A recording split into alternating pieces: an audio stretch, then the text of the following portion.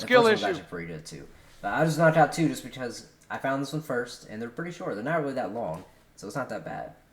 But let's... Live performances don't always go to plan. Even when you think you've got everything mapped out, and you've got a crowd that's ready to hang on to your every word, there's still such a large margin for error, and a whole array of variables, which could mean that you go from looking like the man, to having them say, oh man, I'm glad that isn't me up there. You wanted it, you got it. It's your boy Luesta, and these are Rap's most embarrassing performances part 2. The one we posted last week got 1 million views, making it one of the biggest videos on my channel, so I figured why not just check out some more of them. And this time, we're beginning with a modern artist who is renowned for giving his all when he's on the stage, in Kevin Gates. Elevated. Known for his seemingly endless levels of energy and wild lyrical content, Kevin strikes a rare balance of being imposing and hilarious all in one. Because for every blistering, hard-edged bar or wild X-rated claims, he's also prone to straight-up wild antics and hilarious humor. One thing I love about Rihanna, I never looked at the ass. I always looked at that fucking cranium, that football helmet that she got on her fucking forehead. I always loved that about that woman. Like, if you get mad at me, like, you I kiss you on your forehead. Who you talking? Who you getting loud with? Who you disrespect? I kiss you on your forehead. You better stop playing with me. Hey, when we get home, I'm gonna kiss you on your forehead. And as it turns out, that doesn't change when he hits the stage either. He's certainly renowned as a spirited performer. At times, he can get downright freaky with it to the point that some people think he'd get jail time if he really acted like that in the bedroom. Oh, here we go. Better not do no run. I'm putting dick all in your stomach. Dick all in your stomach. Pull your head, slap your ass. Bitch, you better not do no running. I say dick down.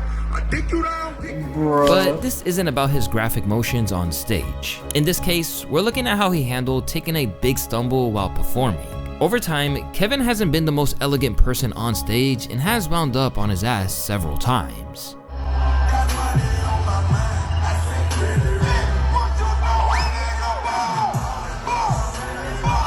However, the most infamous tumble he's ever taken came during a festival performance where he collapsed out of nowhere. But while that's nothing new for him, how he decided to instantly respond to it had people scratching their heads as he began to strip off his clothes. Say God on my side, ain't got nothing to hide, now I'm running from nothing.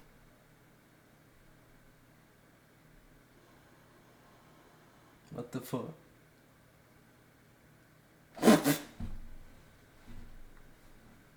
Because the shirt was the issue. Instantly, the decision had people divided as to whether this was the... took off his shirt and put it down, and then to like cover the wet spot, maybe, and then or he's using it to wipe his shoes off. I think that's what he was doing with the shirt there. I thought he was like trying to take everything off. He just took his shirt off. I think he was just trying to dry his shoes. It looked like he was like stomping on his shoes. Like he didn't want to like, sit there and just wipe his feet, but. I don't know. That's what it looked like to me. Like, maybe that's why he just randomly took off his shirt off. The best way to handle such a potentially cringe-inducing moment, or if it was a little rogue, as some commenters weighed in claiming it made the show more lit. Was taking his shirt off supposed to make them forget that he just fell? Weird reaction to falling is all I'm saying. But given all that we know about Kevin Gates, anyone who is surprised that he'd do something that random just hasn't been paying enough attention to him. And it's fair to say that the next individual on the list has made it clear who they are in practically every interaction. If you've ever seen one of Cardi B's explosive Instagram lives, you'll know that she isn't a woman who minces her words, or has any issues going after those who she feels have wronged her. After all, this is the same woman who had a very public fight with Nicki Minaj at New York Fashion Week of all places.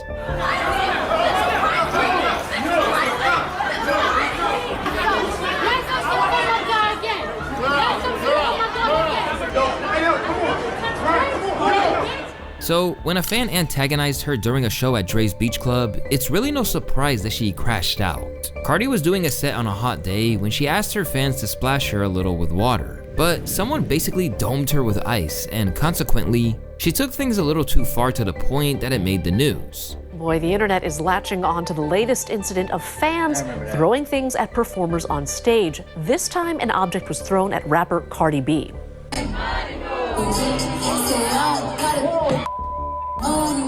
Ooh, yeah, there you go. Crazily, this wasn't her only mic tossing incident that weekend. At another show at Dre's nightclub that took place just hours before that, she also hurled her newfound weapon of choice at her DJ in frustration.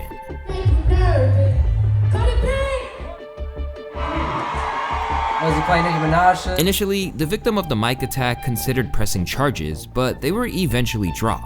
Later, the weapon was auctioned off by the audio equipment company it was leased from for charity, with the bidding eventually ending on I swear, 99 like, these past few years, bro, everybody gotta monetize everything. Like, everything gotta cost money. Everybody gotta resell everything. Like, damn, my boy, there ain't gonna be nothing to do left, man. Like, Jesus, bro. You gotta buy everything. Like, they selling something for somebody touch, bro, for $99K, bro. But $99K, bro, that's a lot of moolah, bro.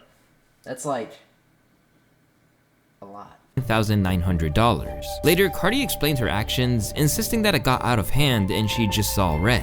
It was really like a quick reaction. It was really like, and let me tell you, motherfucker, I didn't want to address it because I thought a bitch was gonna go to jail, but I'm not. It was hot as fuck. There was a part of the show that I told people, like, you know, splash me. But even when I told him splash me, I was like, man, be careful with the faces. The faces be bitch.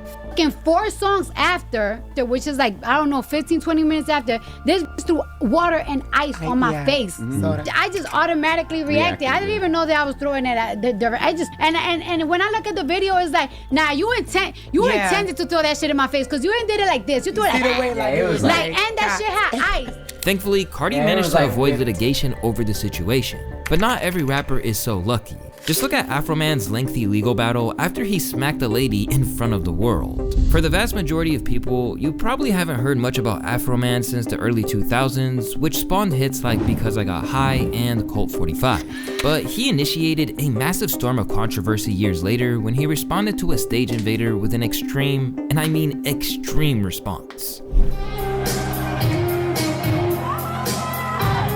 I actually did not know about this. You don't block it? Even today, people can't believe what they saw. Afroman's greatest hits. He slapped her like she took the last hit of the blunt. What did the 5 fingers say to the face? Speaking after the fact, Afroman insisted that it happened because he wasn't down for being trolled and wanted to ensure that she'd be the last person to try that. But he reportedly didn't intend to hit her that hard.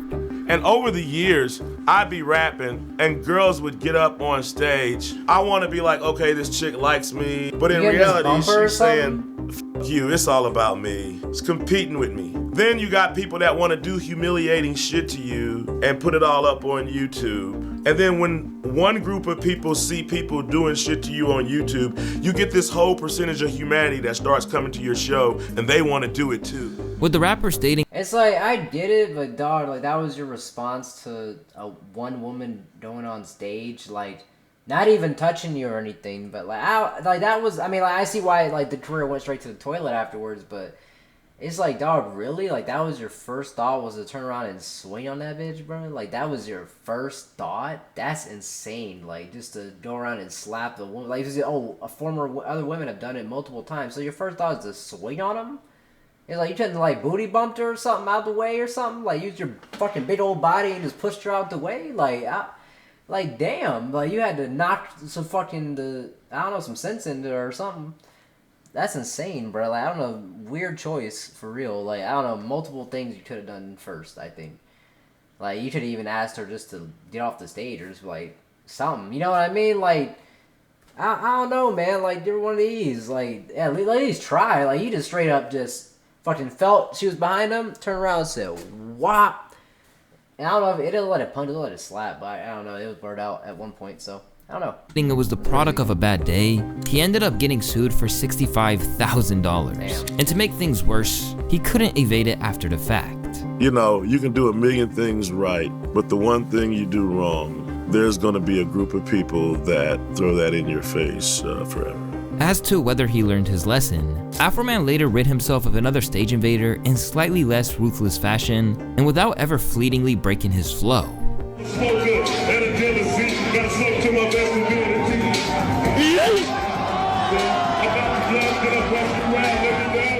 Because of losing his cool, Afroman was held up for cash and wound up losing.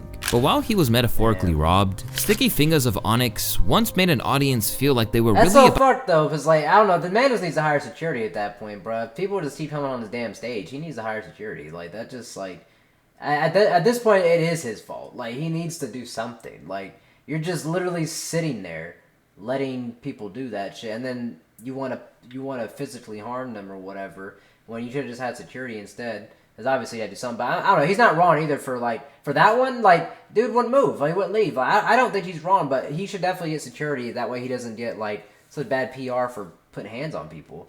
So he doesn't have to. Like, dude, like... about to have to run their jewels. At the 1994 Source Awards, Onyx headed to the Paramount Theater with high hopes of winning. After all, they weren't only nominated in various categories, but the crew behind some of the most formidable New York rap groups of the 90s were also performing. Across the evening, Onyx walked away with nothing.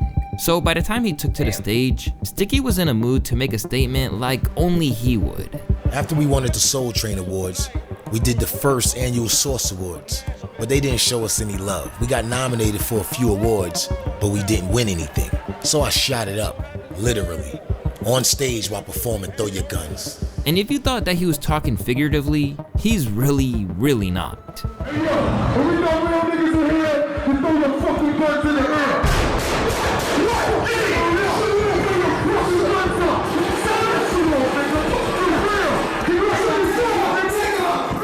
Naturally, security rushed him in the aftermath, but this wasn't Sticky's first rodeo, so he stashed it. Apparently, the whole thing was a spur-of-the-moment decision, and according to Fredo Starr, he didn't even alert his fellow bandmates before it happened. Jay was like, yo, Jam Master Jay was like, yo, you gotta perform, man. Just cause you ain't win no awards, you still gotta perform. Right. So when we got on stage, I didn't even know Sticky had a gun. You know what I mean? I didn't know nothing. Damn, really? I'm on stage rapping, that nigga shot that shit. I was ready to duck. I didn't know what the fuck was going on, you know what I'm saying? God. So then he slid the, thing to the side. And when we got backstage, of course, police are gonna be there. Right. So police was there like, where's the gun, where's the gun? But by that time it was, that shit was out the building already. Crazily, this whole incident came just 1 year before the ceremony would be televised. And it's safe to say that the infamous group behind Throw Your Guns weren't invited back. Damn. Speaking of which, this is probably the case when it comes to the possibility of Kid Cudi ever playing Rolling Loud again after how disastrously his last headline set was. Prior to taking stage at Rolling Loud in Miami, Cudi's performance was already shrouded in controversy. For one thing, he wasn't even supposed to be in that position because the original headliner was none other than his former mentor turned enemy, Kanye West. With that, Cudi was in a tough spot, as while he is a legend, he was ultimately up against an audience that had paid to see a man he had been publicly feuding with. And when he took the stage, they made their feelings known, pelting him with bottle after bottle until he eventually snapped.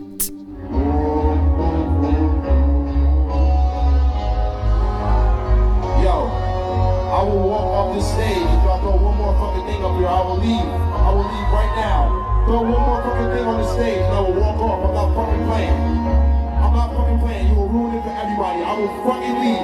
If I get hit with one more fucking thing, if I see one more fucking thing on this fucking stage, I'm leaving. You gotta crash out. Don't fuck with me.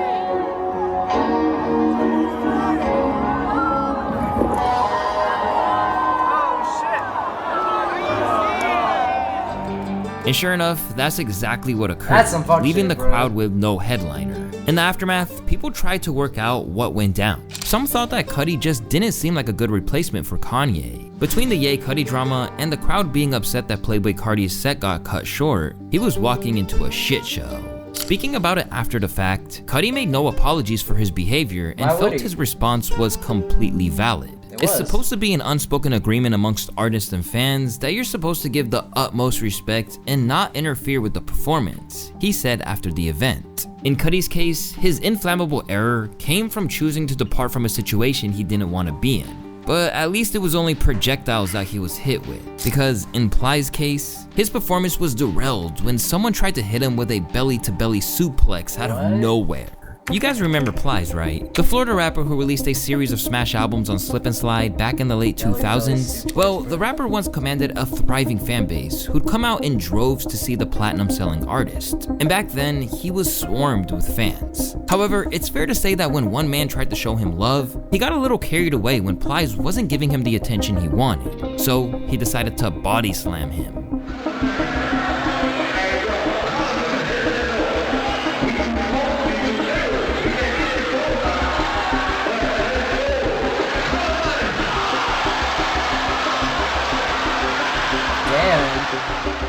Onlookers believe his team was at fault for letting this happen. Yeah, but a why isn't billion it touching dudes him? on stage and you get grabbed off the stage at your own concert. Everybody getting fired if it was me. With the world being mused about what happened, the rapper attempted to explain what occurred, but it only raised more questions. Got mad at me in the club last night.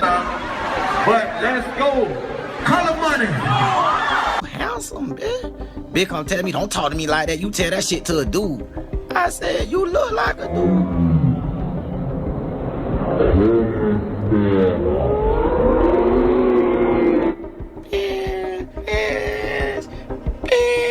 Then the culprit himself weighed in, claiming he was disrespected. So when I got close, security moved me back. Fly called me back to the stage and shit. So I'm like, hey, Flyers, man, what's up, bro? I just want to shake your hand, bro. I see my cousin in here pissing with you and shit, bro. I fuck with you, bro. You one of my top 5 favorite artists. That started talking that fuck shit. So I dropped his ass like any real nigga would do, like, bitch, fuck you, bro. Because you don't fuck with me. Why the fuck I'm gonna fuck with you, bro? I don't give a damn what your record is or how real you is, bro. In a situation like Plies, it's really hard to say if he was at fault for the embarrassing moment. But that's certainly not always the case. Because sometimes, an artist's onstage antics will come back to majorly haunt them once their true character is revealed. Unless you've been residing under a rock, you probably know that these days, R&B superstar R. Kelly is currently spending his days in federal prison on trafficking charges. And when people re-examine his legacy, there are many who feel that the Chi-Town legend was hiding in plain sight. Do you like teenage girls? When you say teenage, how are we talking? Girls who are teenagers. But it wasn't just in his interviews. On stage, he engaged in a lot of strange conduct that doesn't look good when you know he held women hostage at his house. For someone to come home with me, will it be you? Or will it be you? All you have to do is be 18 and over, baby. You can play house with me. You will be the mother, and I will be the daddy. Yes, I will. But for all the insane incidents there were, nothing has aged quite as badly as his recruitment drive in Ethiopia. Seriously, this one has to be seen to be believed. Do you have your passport? Did you get your shots? Girl, would you like to come back with Rob to America? America. Do you have your passport? Did you get your shots? Who wants to come back with us to America? Obviously, that's the most strangely menacing thing of all time, and it has pretty much left anyone who's ever seen it stunned by what occurred. Yeah, I'm shocked. I've never heard human trafficking advertised in such a pleasant little jingle before. After something that horrifying and hilarious all at once, let's look at an infamous moment involving a hip-hop artist and a time where he had enough of the crowd. From time to time, Lil Wayne has had some inadvisable moments on stage. Not exactly known as the picture of sobriety, it's his usually relaxed state of mind by the time that he gets on stage, which gives us moments like him thrusting at Louisiana Fest, just as he was lobbying for a Super Bowl halftime show.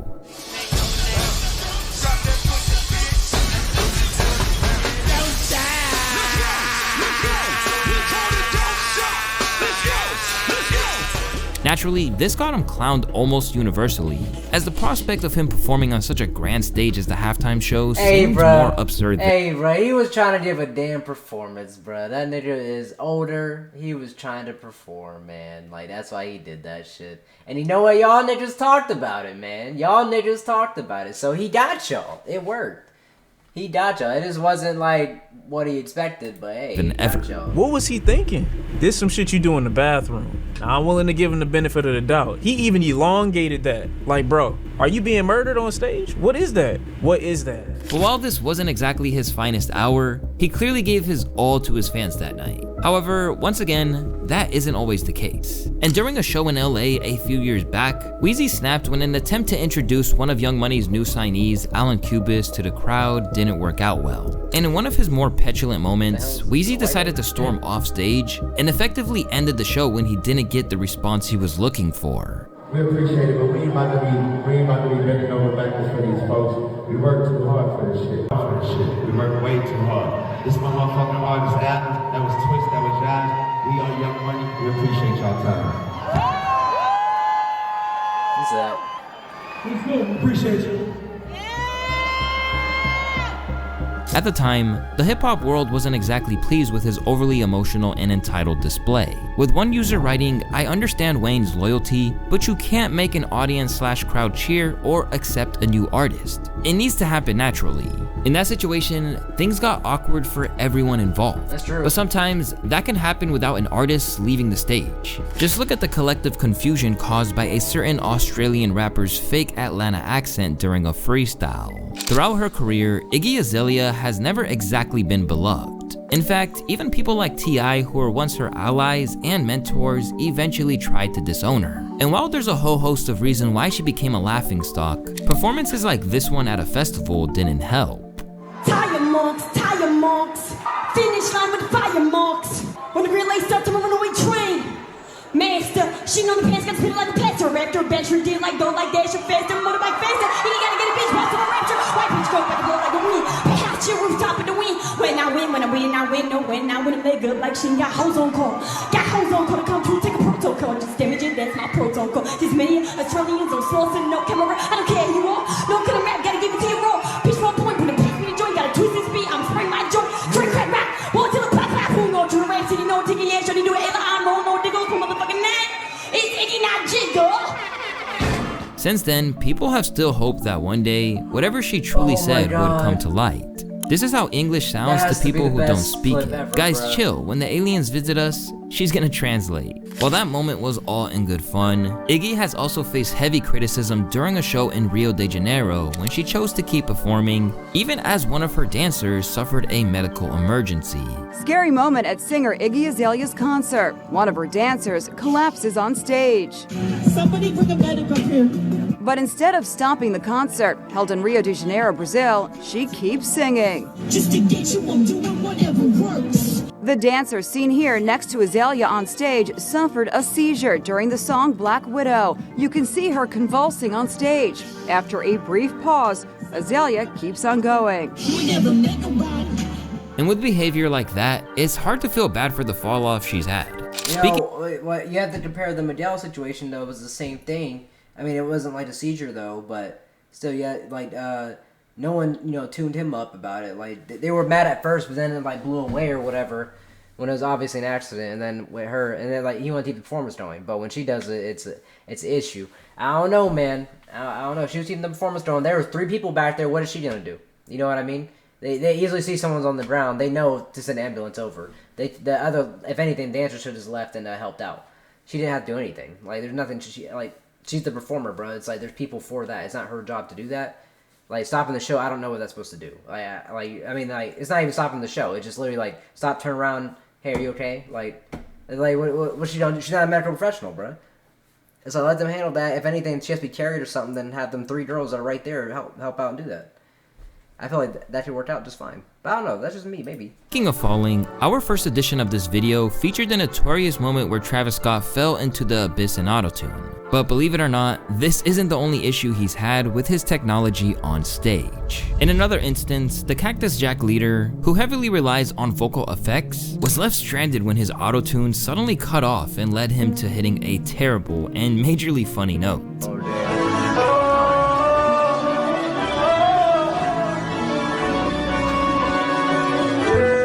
In the aftermath, people were left in hilarity over the shocked expression on Travis's face at finally being exposed. He realized he's been moaning into a mix the whole time. Bro heard his own voice for the first time. With an incident like that, LaFlame was getting cooked from a distance and there's nothing he can do about it. But very occasionally, artists get a chance to take matters into their own hands and take out the audience members that are heckling them. At the outset of his career, Akon wasn't a man to mess with. Fresh out of prison, he was incredibly jacked, and the last thing we'd want to do is to get caught heckling him. But for one fan, that really did happen. And let's just say that Akon didn't take it too well, and wound up hitting bro with an attitude adjustment back into the crowd.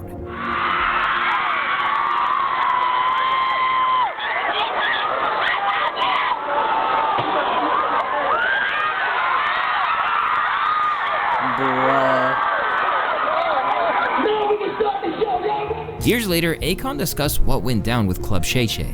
And in his opinion, he had to let it be known that he wouldn't tolerate that kind of behavior in order to ensure that no one else would try him.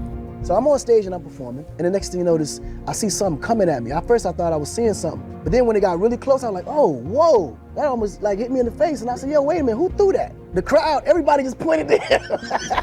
You had to go, okay, he pointed, so he did it. Now at that point, it's like, okay, shoot, what do I do now? Right. I couldn't let it slide because especially in the industry we was in around that time, if one person tries you, everybody feel like they can try you. Right. So it's almost like you had to set an example. Ultimately, this wasn't all that embarrassing for Akon himself. After all, he got to show off his strength and inform the crowd that he wasn't to be trifled with. However, what the game has previously tried to show off on stage on numerous occasions has been far more cringeworthy. Because for the most part, people think that it's a fake stunt. Throughout the course of his career, the game has always tried to carry an air of inherent coolness, but his rash behavior is often to the detriment of this quest. However, there is one particular aspect of his stage show that really doesn't help matters, and that's his attempts to drink full bottles of liquor on stage. Seriously, go online and you will find infinite versions of this same video.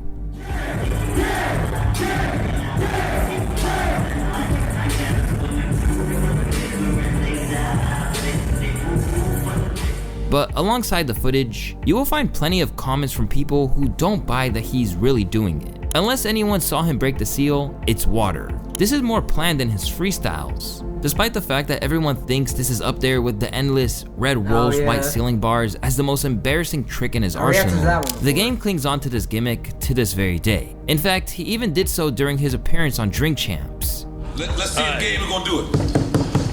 Come on, everybody.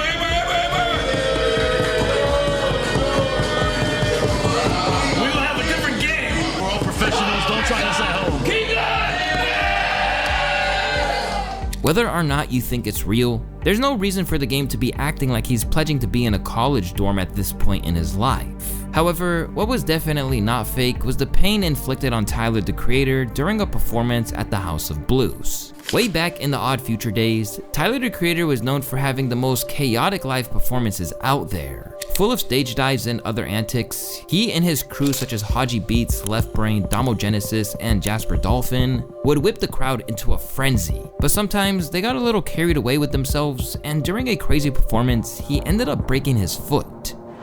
Full of shit, like I hate that. Come on down, go back, classic, it's that ball. Let's play guns. In effort to stop the energy from dying down, Tyler kept the crowd lit by stage diving even with a broken foot. It's supposed to be fuck a man. Motherfucker, By the time the song concluded, he explained what occurred on stage, and to say that the injury looked nasty would be an understatement. I don't know how many of y'all seen when I first came out that I fucked up right there.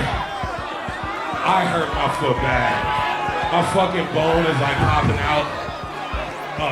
Despite the fact that the whole world saw it happen, an interview with Tim Westwood saw Tyler give a totally different version of events as only he could. Was there a hater in the crowd who didn't support you? No, I got this. I didn't get this from jumping in the crowd. I was attacked by a dragon. Oh my God. I was walking down the street and the dragon said, hey. Can I suck your toe? No, it just said, hey. I ran and it caught me and bit my foot.